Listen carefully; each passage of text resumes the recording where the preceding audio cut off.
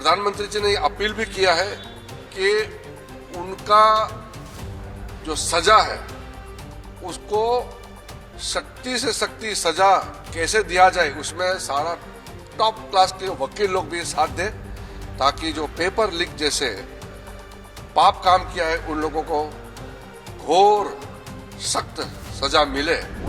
तो I am very happy कि Delhi high court ने ये फेवरेबल ऑर्डर दिया है और ये दिल्ली हाई कोर्ट ने भारत की लोकतंत्रता को ऊपर रखा।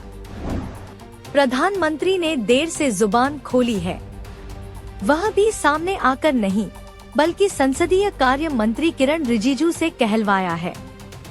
प्रधानमंत्री ने इस समय भी विरोध प्रदर्शन करने वाले लोगों के 3 मांगों पर चुप्पी बनाए रखा है।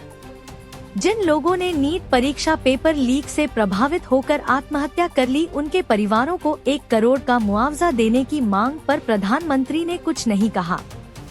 धर्मेंद्र प्रधान के कामों की परोक्ष रूप से प्रधानमंत्री ने अपने वक्तव्य में सराहना की है। प्रधानमंत्री नरेंद्र मोदी ने कहा कि पेपर लीक के बाद दोषियों को खोज लिया गया और 13 लोगों को पकड़ लिया गया। आगे कोई भी ऐसी हिम्मत नहीं कर सके, इसके लिए सरकार उन्हें सख्त सजा दिलाने में लगी है। इसी क्रम में प्रधानमंत्री ने बड़े वकीलों से अपील की कि वह सजा दिलाने में मदद करें।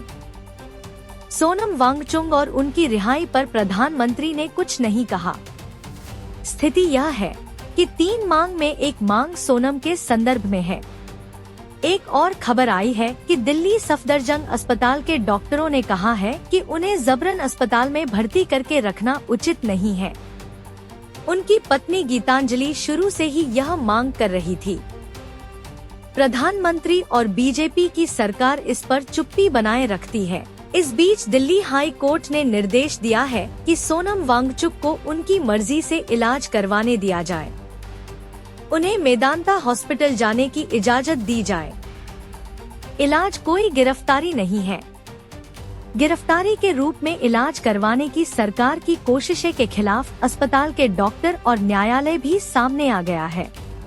मैं दिल्ली हाई कोर्ट का भी बहुत शुक्रिया करना चाहूँगी जिन्होंने इस मैटर को फेवरेबली डिस्पोज किया, क्योंकि इंडिया में एक डेमोक्रेटिक सिटीजन को ये राइट है कि वो चूज़ कर सके उसका choice of doctor and hospital और उसकी क्या ट्रीटमेंट है, उसको खुद को वो चूज़ कर सकता है। और यहाँ पर हमें बहुत ट्रस्ट डेफिसिट था, क्योंकि जिस तरीके से सोनम को लाया गया था वो हॉस्पिटल के लोग नहीं थे, वो पुलिस वर्दी के बिना पुलिस थी और फिर उनको आईसीयू में रखा जिसमें कोई रखने की ज़रूरत नहीं थी।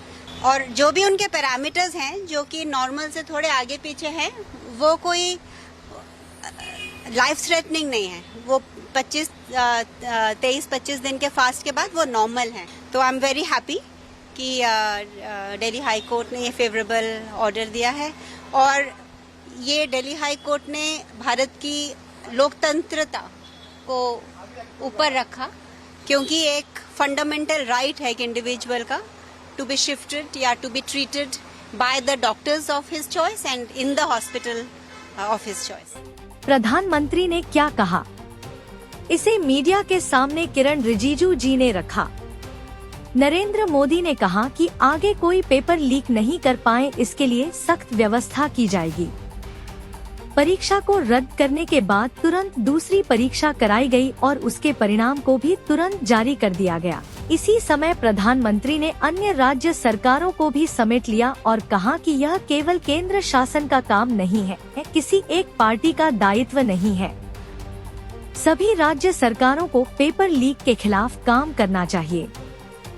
नीट के एग्जाम के बारे में आदरणीय प्रधानमंत्री जी ने कहा है कि जब पेपर लीक का खबर आए तुरंत सरकार ने कार्रवाई किया और 13 लोगों को अरेस्ट करके जेल में डाल दिया गया है और साथ साथ जो छात्र हैं, स्टूडेंट्स हैं, उनका भविष्य को नुकसान ना हो इसलिए री एग्जामिनेशन नीट का प्राथमिकता दिया गया और री एग्जामिनेशन को सक्सेसफुली, सफलतापूर्वक कंडक्ट किया गया और उसका रिजल्ट निकलने में कोई विलंब नहीं किया।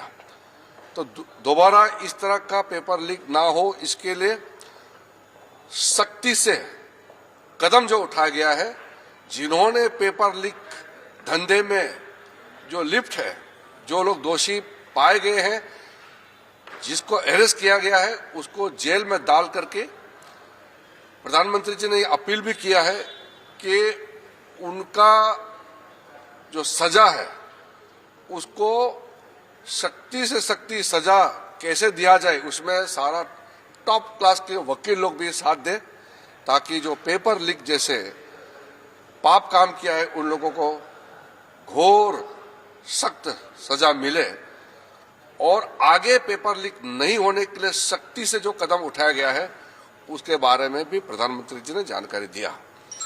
और प्रधानमंत्री जी ने यह भी कहा कि पेपर लीक सिर्फ एक राज्य का मामला नहीं है, सिर्फ केंद्र सरकार का मामला नहीं, पूरा देश का हर एक राज्य में जहां जहां पेपर लीक करने में जो लोग लिप्त हैं, जो लोग इस धंधे में इन्वॉल्व है, जिन्होंने काम इस तरह का घिनौना किया है, पाप काम किया है, उनको सजा देने के लिए सब एकजुट होना चाहिए। ये कोई दलगत राजनीति का विषय नहीं है, ये देश का विषय है।